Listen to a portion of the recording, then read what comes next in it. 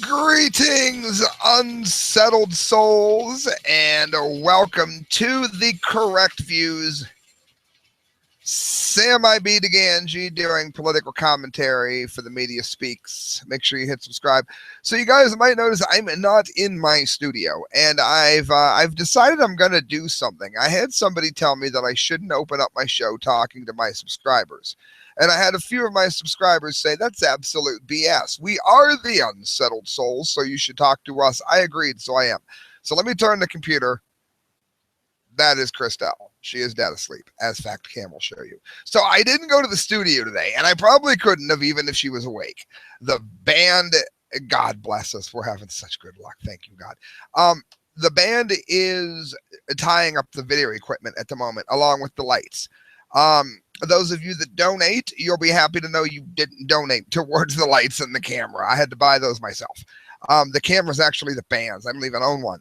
So, it's tied up. You might just see me chilling in my house like I am now on the rocker that decided not to work mere moments before I went live, which is probably better for those of you that get seasick. It is what it is.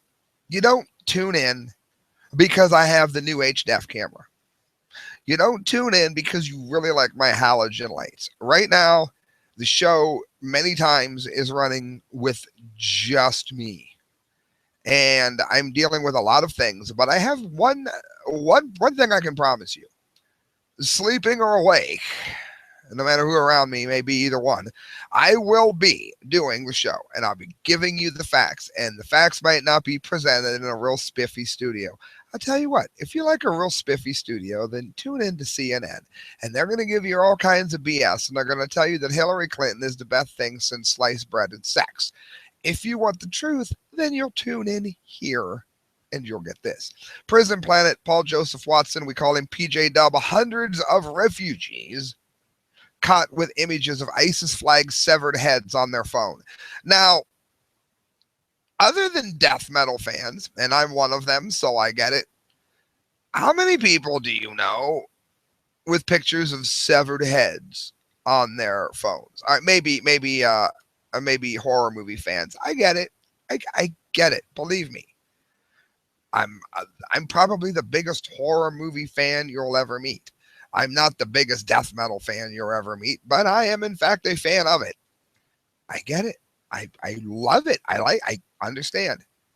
Now, they're either horror movie fans, death metal fans, or terrorists. Now, those of you on the left, I understand. You're going to tell me that they're fans of Obituary.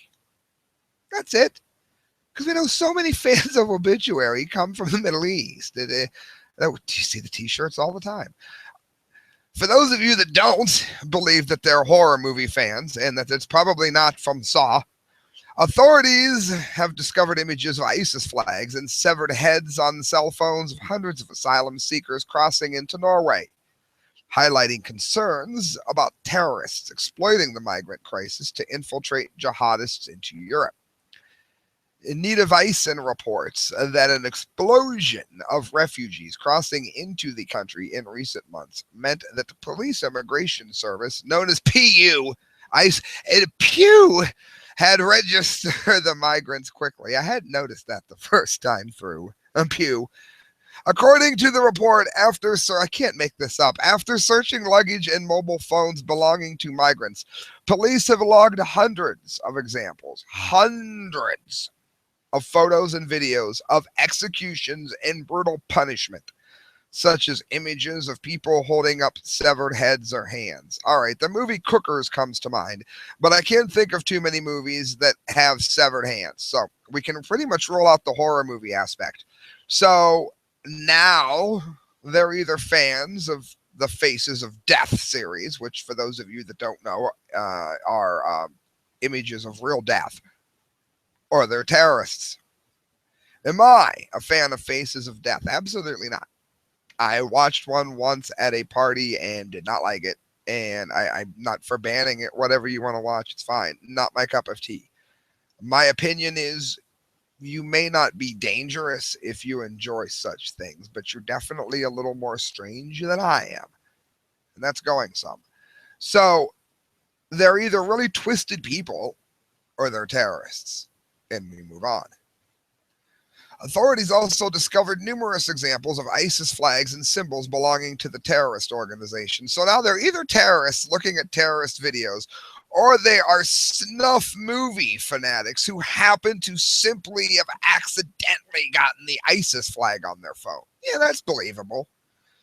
Eric Haugland, head of Norway's asylum program, said that the images may be on the phones for innocent reasons, but that some individuals had likely downloaded the photos because they supported or were affiliated with terrorist groups. Well, no one knows Norway. No one knows death metal more than Norway, since that's where it was born at. So we can pretty much roll out that too.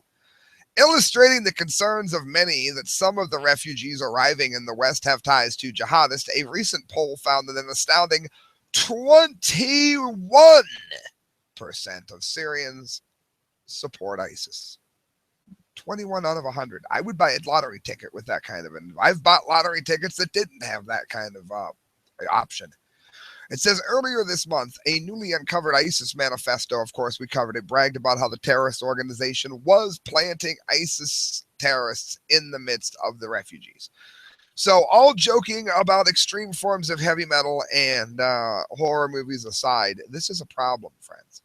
And again, 21% of ISIS Syrians support ISIS. And it was a new study. It was done by Max Golka. He collated a group of surveys conducted by Pew Research, Zogby, the Washington Institute, Orb International, CSIS, and ACRPS. You know, the trouble with your show is you don't have any sources. Pew, Zogby, Washington Institute, ORB International, I don't even know who the hell they are, CSIS, and ACRPS. All but one of them I can tell you is pretty damn accurate. The other one I'm just assuming by the company that they were just put in. The figures show a staggering 21%, that's 21 out of every 100 for you Drake fans, 21% of Syrians have a favorable view of ISIS. This means that as many as 4.6 million Syrian citizens, a portion of whom will be entering the West as refugees or have already done so, are sympathetic towards the goals of ISIS. In addition, 14% of Nigerians support ISIS, 13% of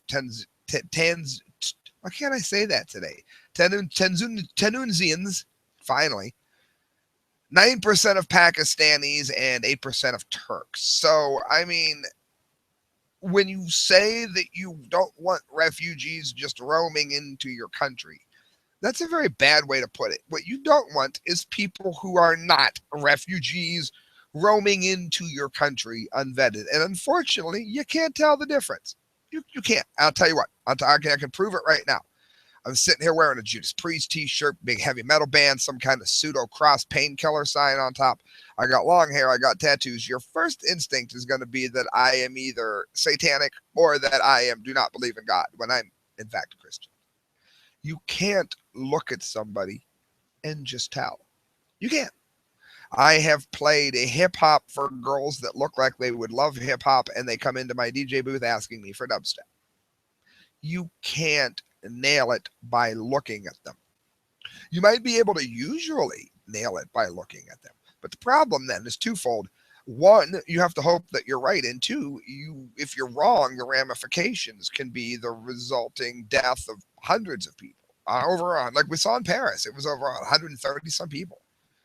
This is Breitbart. Homeland Security Chairman Michael McCall's Hillary Clinton is responsible for the Islamic State. The way the headline looks is if you're saying that she's the only one who caused the Islamic State. That's not what it's saying. What it is saying, though, is equally disturbing, I would assume, for most people. Homeland Security Chairman Representative Michael McCall, Republican Texas, blames President Obama and former Secretary of Hate Hillary Clinton for the rise of the Islamic State. I would say that she and the president are responsible for ISIS rearing its ugly head, McCall said during a Christian Science Monitor breakfast with reporters in Washington, D.C. this morning. It's dated the 10th. I think Mrs. Clinton has a lot of weakness because she has the architect for the Obama administration's foreign policy, McCall said, referring to her role as Secretary of State. Uh, what's he talking about? For one thing, the fact that she went into Libya, and while Muammar Gaddafi was not by any stretch of the imagination a wonderful human being, he was very good at a couple of things. First of all, he was very good at understanding the likelihood of getting your ass kicked. He went on a lunatic parade back when I was in the seventh grade. I want to say '86. He went on this lunatic eye parade, and Ronald Reagan bombed him, killed his daughter. He didn't aim to kill his daughter. It's just that he had his daughter in his palace, and he somehow thought that Reagan wasn't going to bomb him for stepping on Reagan's toes, whether you were in favor of it or not. Gaddafi was a pretty much in lockstep and barrel after that. He didn't mess with the U.S. again. Well, Mrs. Clinton and Obama decide they're going to go into Libya and get rid of Gaddafi because Gaddafi wasn't a good guy. The trouble is, Gaddafi may have not been a good guy, but he was very good at getting the Christians to not be attacked by the Muslims. He was very good at keeping Sunni and Shiite Muslims away from each other's throats. He was very good at keeping the Kurds from fighting certain factions of Muslims who were fighting certain factions of Christians. They had a wonderful standard of living. I'm not in favor of socialism, but if I had to live in a socialist state, I would have probably picked a Libya prior to what Hillary and Obama did, because they would give you like $1,000 when you got married and all kinds of craziness. Again, that's the road to economic ruin. But my point is, they had, for the time being, a functional working system. And after Hillary, what you have is a war zone. What you have is the rise of people who are running the ancient Christians out of the area and killing anybody who isn't not only Islamic, but their particular brand of Islam. They will behead you for being the wrong kind of Islam. And it amazes me that the people that want to talk about the Westboro Baptists, who I think are despicable, they want to compare them to Christians, but you're not supposed to compare lunatics to Islam, even though it is. All religions have their bad seed. I'm sorry, it's simply true. It says, I think Mrs. Clinton has a lot of weakness because she was the architect of Obama's foreign policy. He argued that a lack of status of forces agreement in Iraq was mainly responsible for the security implosion that happened in that country, pointing out that Clinton only visited Baghdad one time during her serving as Secretary of State. Now, of course, Baghdad being one of the absolute most frightening places ever at the time that she was president, she visited there once. Probably because, I mean, she couldn't keep our ambassador safe. She probably knew she couldn't keep herself safe. After Clinton and Obama took office, he noted that the entire State Department was dumbed down their language on the threat of radical Islamist terrorism and created a more dangerous world. Yeah, because if you can't define the enemy's going to slip through your grip. The whole vernacular in the State Department changed when they came into office. They just wanted to wish this away. You know what? It didn't go away, he said. And now he can't get his head around this thing called ISIS. By not defining the enemy, McCall argued, our changing of the rules of military engagement, it was hard to say that Obama believed that this was a war with ISIS. I think that they are at war with us, but I don't think that this administration is at war with them. And I think that's the inherent problem, he said. We need to be. And I agree. I'm not a warmonger. I'm not. But when the argument has always been that you do not fight a war against somebody who is not a threat to you. It's one of the main principles of libertarianism. Well, at what point do we have to realize how many Californias do we have to have happen? How many San Bernardinos do we have to have before we realize that we have at least mildly been infiltrated? It's not time to go after every Muslim. It's not time to attack the dark-skinned person. That's not going to get us anywhere. But it is time to be vigilant. It is time to be astute, and it is time to be stop being politically correct. It really is. If I was to go to Africa and I was the minority, I would not expect them not to use the word white person to describe me because it might offend me. If I have raped somebody, if I have hurt somebody, then describe me as a white person and put my ass in prison. I am tired of political correctness, and I don't care which side you're on. Friends, you're listening to The Correct Views. You can donate to the show at thecorrectviews@hotmail.com. Maybe I'll get my own camera as well. But in any event, every dollar you give to me goes towards a better show. Research takes hours upon hours a week. Everything that I'm giving to you takes a lot of time. I have to figure out where the stories are from. I've done 2 retractions on this show. I'm very proud that it doesn't happen very often. And what the money you give to me pays for all of that, pays for the gear, pays for the lights, pays for the computer, pays for pretty much everything. Also, don't forget to look up Change Transportation if you're within about a 50-mile radius of Canton. Look on Change Transportation on Facebook and let them know what your local transportation or cab company is going to charge you, and I guarantee he'll give you a better rate than the one you're looking at. Kit Daniels, Prison Planet. Obama to expand the modern day slave trade with TPP. This was a really interesting story because since we have a black president, many people would assume, falsely so, that he would be sympathetic towards people who are oppressed. That's not the case. How many of you are a little on the tubby side like me and you enjoy your all you can eat buffets? Well, I found out some news today that makes those a little bit less appetizing. It has to do with slavery, and it has to do with Obama not only encouraging it, or not only turning a blind eye to it, I should say, but encouraging it. This was sickening. I found this today, not long after the White House invited Thailand to join the Trans-Pacific Partnership, which we've been warning about here at nauseum. The AP reported the country was relying on slave labor to ship shrimp to the U.S. And it's unlikely that Thailand's billion-dollar slave industry would prevent it from joining the TPP, considering that Obama previously removed an anti-slavery provision from the TPP and also allowed Vietnam to join the partnership despite its flourishing slave trade. Now, let me give you a piece. We're going to get back to the story. Let me give you a piece of correct views analysis here in a way that you might not get it in other places. How many of you realize that slavery is not usually tied to race? Most Americans don't know that because in this country, we have a very sad past that includes slavery based on race. And it was despicable and it shouldn't have happened, and it did. Do you realize that throughout history, it has been an issue of status? And it was to some degree even in America, but indirectly. You had Africans who were black selling other Africans who were black to U.S. slave traders. Did you hear me on that? So what's that mean? It means it's based on greed and status and social structure. And I'm not saying it's good. It's despicable. My point is the Taiwanese are enslaving other Taiwanese. And that's fine with Obama. He's going to allow them into the TPP. That is such a secret trade agreement, slave agreement. Is what I should have said. A secret trade agreement. Congress wasn't allowed to even read it. And he was in favor of it.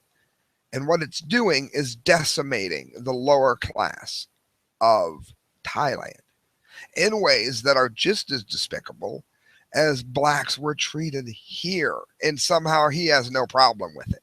Listen to this. For 16 hours, number 31, they don't even get a name, number 31 and his wife stood in the factory that owned them. The factory owned them with their aching hands in ice water, the AP revealed. They ripped the guts, heads, tails, and shells of shrimp bound for overseas markets, including grocery stores and all-you-can-eat buffets across the U.S. After being sold to the gig peeling factory, they were at the mercy of the Thai bosses, trapped with nearly 100 other Burmese migrants. Now, for one thing, we're supposed to have trade agreements that already prevent that kind of food from ending up in our country. But what happens is the slave trade sells it to companies that buy it illegally. These companies have agreements with the U.S. and we can't vet everything. We can't vet freaking refugees. So how are we going to vet shrimp sellers? The food gets into the illegal market and then the multinational corporations sell it back to you and they still get in. Well, what Obama wants to do is make it even easier. He knows that this is going on, and yet he wants Thailand to be part of this agreement. It was only in October that the Obama administration had said invited Thailand to join the TPP with open arms. The U.S. would welcome with open arms Thailand's ruling junta wanting the country to participate in the U.S. led Trans Pacific Partnership Trade Pact without waiting for a return to a full democratic government to the country. The newly appointed U.S. ambassador to Thailand said, the Bangkok Post reported it. Oh, no. Obama has come from oppression. His people have seen oppression, so he's going to stand up for the oppressed, right?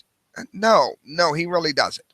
Thailand has been under, as a matter of fact, a military dictatorship with severe restrictions on free speech since 2014. That would be during the Obama reign. And I did say reign. And if that won't stop the White House from inviting the country to join the PPP, the slavery in Thailand won't either. And remember, it was the president, Mr. Obama, who quietly removed the anti-slavery provision from the TPP in June, and that was at the same time that he had the nerve to call the Confederate flag a symbol of slavery. No, the symbol of slavery is you bringing Thailand into the TPP, Mr. President. The provision, which bars countries that engage in slavery from being part of the major trade deals with the U.S., was written by Senator Bob Menendez, the Huffington Post reported in May. What a rag. At the insistence of the White House, Menendez agreed to modify his language to say that as long as a country is taking concrete steps toward reducing human trafficking and forced labor, it can be part of the trade deal.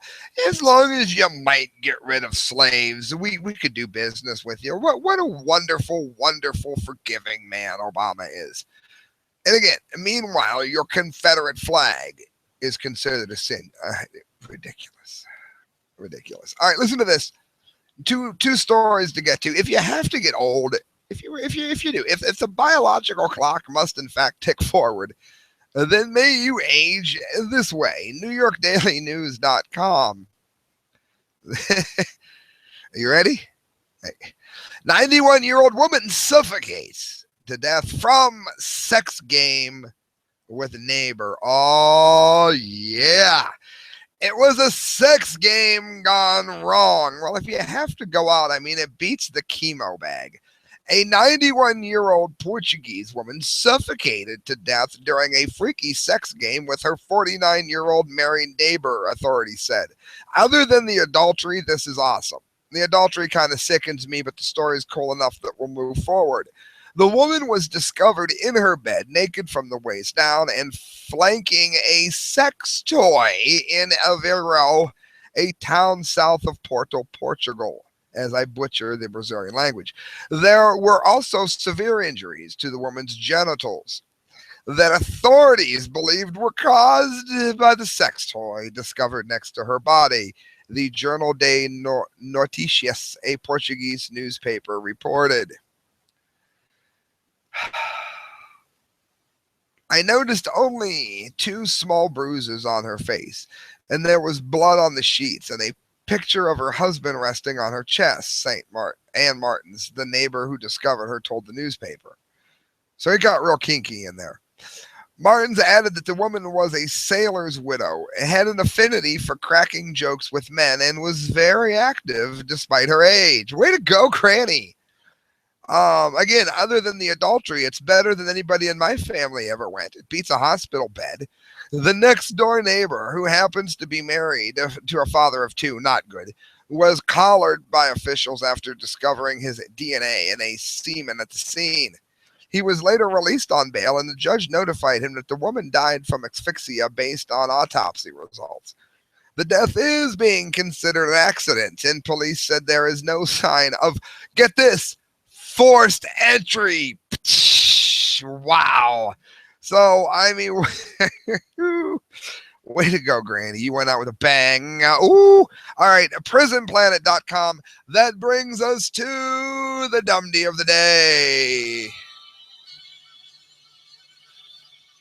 Oh, yes. The dumbdee of the day.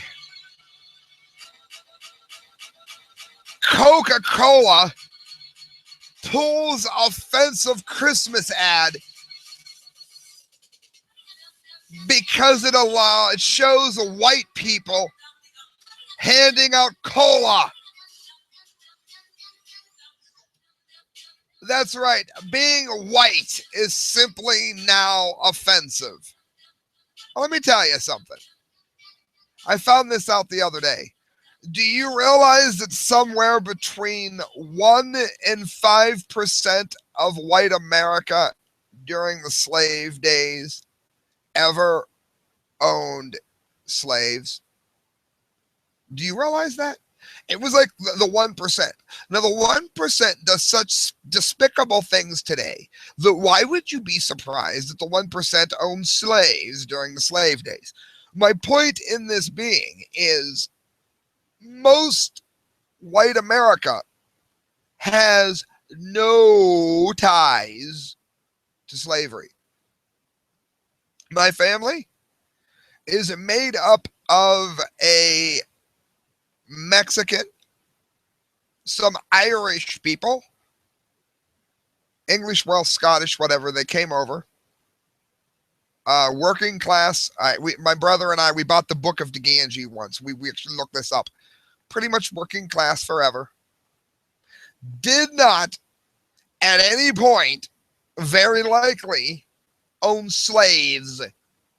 Therefore, I don't owe anybody a damn apology for slavery. And if they did own slavery, slaves, I didn't condone it anyway. Okay, so let's get that out of the way right quick. Your average white person does not come from a family that likely owned slaves. If they did, their last name is probably Rothschild. Okay, it's probably not DeGangi.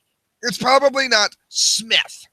So get that through your head. Okay, that needs to be said first of all. Second of all, I will not be drinking any of the Coca-Cola bottles or cans this year. I don't drink a lot of Coke. I get roped into it sometimes when I'm at a bar. So I can't promise I'm not going to drink Coke because somebody will be sitting there with their cell phone filming me doing it and going, nah, look at him. He's got no credibility. I can't promise I'm never going to drink Coke if I'm out. I don't know if they have Pepsi, Coke, RC. I have no idea. But I am not buying Coca-Cola anything. And I'm a Santa Claus freak. I know that pop is poison. If you drink it, don't. I very rarely do. Sitting beside me, a vitamin water. I'm not lying. I very rarely drink it. And Christelle drinks it quite often, but not as much as she did. I won't do it this year. I'm a Santa Claus person. I have Santa Claus. My ex got me into it. My ex-wife. She collected the Coca-Cola polar bears. And I would always get the new cans. I won't this year. I'm done. I'm not buying one of their damn cans. They can put it up their asses. I'm buying nothing, absolutely nothing from Coke until well after the Christmas season because of this remarkable step into stupidity. Coca-Cola pulled this ad in Mexico because radical leftists said it was offensive because acts of kindness by white people are now deemed offensive.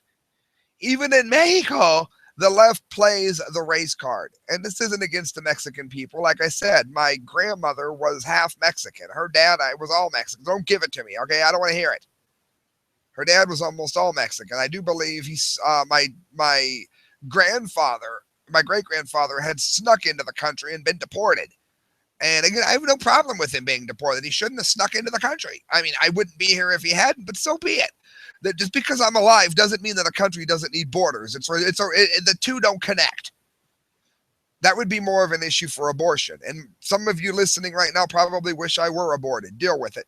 The Christmas ad took place in Toronopec Village in I don't even know how to pronounce it. Oaxaca, Oaxaca, Mexico. The locals speak Mexican Spanish and a local dialect. The kids in the ad pull up in the truck and hand out soda. My God, that's offensive. This is from Yahoo. Kindness is now offensive. In an ad distributed by Coca-Cola Mexico, pretty young white people do their holiday good deed by bringing bottles of soda to a remote village and build a wooden Christmas tree in the town square. Pause. Yeah, that's offensive. You know, since most of Mexico is Catholic. Why would you want a Christmas tree? How dare you be so offensive? The Open Your Heart advertisement has been called anything but, as indigenous rights groups said the campaign promoted colonialism rather than unity. Do you realize, Mexico, that if there wasn't colonialism, you would still be run by the the Incas. Okay, you would still be slaughtering each other in droves. I'm not saying that the Christian Crusades were good. They butchered people for no reason at all. But you have to understand this. The barbarism that the white people brought was evil. But the barbarism that was already there was also evil. Because if brown people are killing other brown people, that is wrong. If white people are killing brown people, that is wrong. Is that hard? Is that offensive? I guess I'm racist. I should be pro-killing depending on what color you are, right? I'm the nutcase. I'm the one that's wrong, right? This type of publicity is an act of discrimination and racism, Elvira Pablo, an indigenous lawyer, said at a press conference in Mexico City on Wednesday. It is a comment of our type of life and an attempt to put a culture of consumerism in its place. Oh, yeah, because you guys don't drink Coke throughout the other 11 months. After the ad was promoted on YouTube for about a week and then slammed on social media, Coca-Cola pulled it on Tuesday, though their versions can be found online, one titled The White Savior Ad Coca-Cola Made Private. Our intention was never to be insensitive to or underestimate any indigenous group, a Coca-Cola spokesman said in the statement for food news site. It's called Eater. We have now removed the video and they apologize to anyone that may have offended. No, you, Coca-Cola, have offended me by capitulating to stupidity because I really have no time for stupidity and I have no time for political correctness and I have no time to be drinking any Coke voluntarily this season unless it happens at a bar. Silent but for a perky soundtrack, the video shows peppy, fair-skinned actors bringing bottles of Coke to a mix of people, not just white people, in Torontopeck, a town in the southern state of Oaxaca. So, friends, that's the correct views. Tell Coca-Cola to go to hell with me, and if you want to, let them know that I'm the one that encouraged you to do it. You're listening to the Correct Views. You can do so. You can donate to the show at thecorrectviews@hotmail.com. Every penny that comes into me that way goes towards a better show. Also, make sure you look at the Media Speak, the mediaspeaks.com, the work of D-Lake and I going up all the time. And we are looking for a third person. Kyle Phillips seems to be not as active in the live stuff, and we're now looking for somebody else on Saturdays at 2 p.m. Eastern Standard Time. So if maybe you're looking at me and you're like, you know what, I could do a better job than Sam did. That's the worst commentary show I've ever seen. Great. I want you to do better. As a matter of fact, I'll bring you onto the Media Speaks and you can do better than me every Saturday. How's that? Get a hold of me. Correctviews@hotmail.com. Good night, friends. And as always, God bless.